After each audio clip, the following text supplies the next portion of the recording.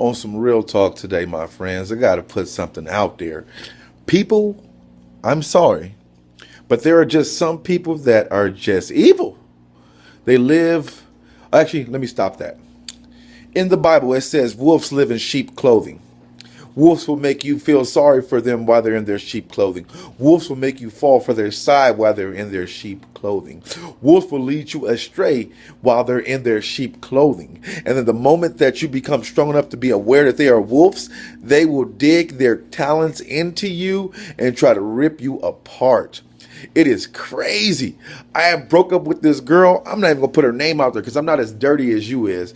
But I broke up with this girl. Me and her were split and stuff. The day we broke up, before we broke up, she borrowed my vape, right? Let her take it, you know what I mean? So the weekend came, I asked her, hey, you think I can get my vape back? You know, that we're splitting. That's $250 worth of equipment there. Do you think I can get that back? You know, she gave me some, oh, I'm busy right now today. I'll hit you back later. I'm like, dude, I'm right down the street from your house. I took my kids out to Denny's. You know, you can just meet me here at Denny's, or you can leave it outside on your porch. I'll drive by and pick it up real fast. We even got to see each other. Instead of any of that, oh, I'll bring it to you later. I'm in Federal Way. I'll bring it to you when I pick my son up. Okay, whatever. Boom. Time come for you to pick your son up. You don't drop off my vape. I'm like, hey, you know, I leave out of town on Monday. You know, it's Sunday night. You said you're going to bring my vape around 7. Here it goes 9 o'clock, and you still ain't brought me my vape. Instead of any reaction or combat or text or anything, 3-4 days go by. So I'm sitting up at my job site and I look over and there is a little vape that's the same one as the one I got the little girl, or me, my bad, the lady. And I look inside the box, I notice that there's an extra glass. So I'm like, called her. Well, actually, I didn't call her because I'm not that type of disrespectful dude. We're not together no more. You could be dating anybody else. I text her, hey, have you looked inside that box that your vape came in? Yeah, I looked inside the box. Okay, well, when you look in there, can you see if there's an extra glass? Yeah, when I get home, I'll do that. Boom, she gets home, right? 3-4 hours later, whatever, right? Yes, there's a glass inside the vape thing. Boo, boo, boo, boo, boo. Whoop-de, whoop, whoop, whoop, whoop. Bam. I'm like, okay, cool. I'm glad that you found that. Now you can fix your vape pen top and you can give me back my vape when I get back in town. And then we can go our separate ways. Stay blessed. Right? In fact, let me find. I should know. I'm not even going to put it out there because it has that person's face and name on it. So, anyway, long story short, the reply was, I don't need your 2 cents, blah, blah, blah, coming at me like all aggressive. So I'm like, okay, well, my 2 cent, LOL. What do you mean my 2 cent? I haven't gave you my 2 cent. If I give you my 2 cent, you'll call me everything but one of God's children. So I'm not giving you my 2 cent. I just want to get my vape back. Hope to get it back this weekend when I get back in town and we can go our separate ways. Then it goes off to you're not worth me arguing with and some other this and that. I'm like, what is okay? So I'm glad that you're being honest with a dude. I'm not worth it. Okay, thank you. Move forward. Okay, but now you want to try to down a person, put them down, break them down, talk down to them, treat them like a dog, and then turn around when the person doesn't text you back anymore because you didn't send me 3 or 4 long 5-minute red text messages. I didn't reply back. So what do? You go to my other job in town to cause problems between me and my owner. So you're that low down? You want to steal somebody's job?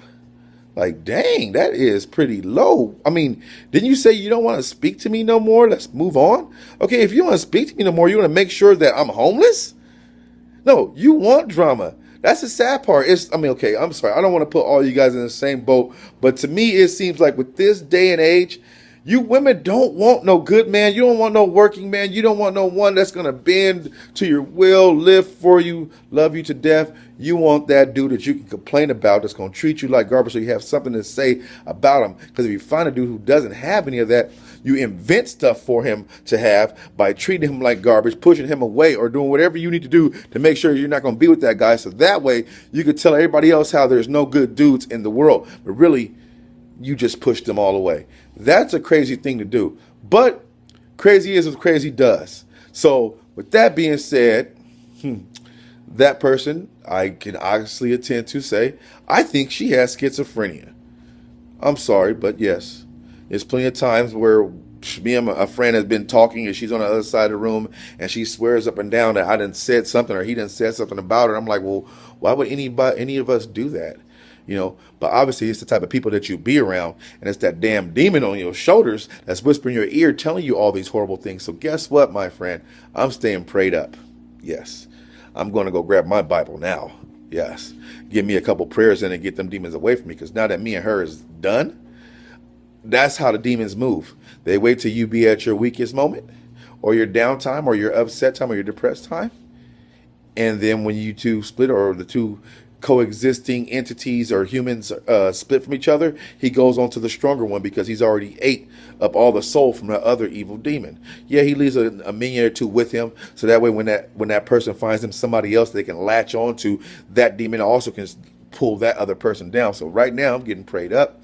That demon of depression and lies and misery or whatever was on that woman's shoulders is not going to be on mine. So like I tell you, my friends, stay prayed up. I tell you all the time, it happens to the best and the worst of us. If you ever have followed the Bible, you will see that all of Jesus' disciples were those who were sinners and men who have failed at being a better person, but he never gave up on them because he knew that demons spoke to men and try to bring them down. And a lot of choices that we make as human beings that are failures for ourselves be through a demon's intuition or a demon whispering in your ear. So guess what, my friends? You stay blessed. Make sure you know that the Lord is your Savior. Keep your head to the sky and never to the ground. And like I said, I work for the airport. I watch things take off all the time. But being faulty to others ain't gonna never fly. Stay blessed, my friends.